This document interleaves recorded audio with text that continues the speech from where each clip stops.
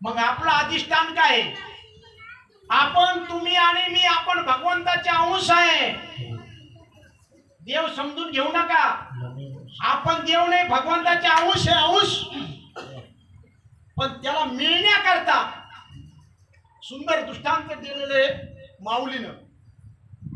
लवणाची कुंजरी घातली समुद्रामाझारी, परत ती आली नाही का?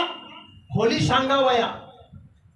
मिठाची हत्तीन बनवली आणि त्या हत्तीने सांगितलं समुद्र किती खोल आहे, बुडी मारून येईल का? पण देव पाहूयासी गेलो, तेथे देवाची भर ठेवली. देव पाहण्याची गोष्ट नाही, देव फक्त अनुभवाची गोष्ट आहे. तुकाराम महाराजांनी सुंदर सांगितलंय, मी देव पाहायला गेलो, तिथं विसरून गेलो. आणि विसरून कधी? आपलं अधिष्ठान आपल्याला एकदा माहिती झालं, मी आलो कुठून, उलट उलट माघारा गड्या फिर गोते खाशी.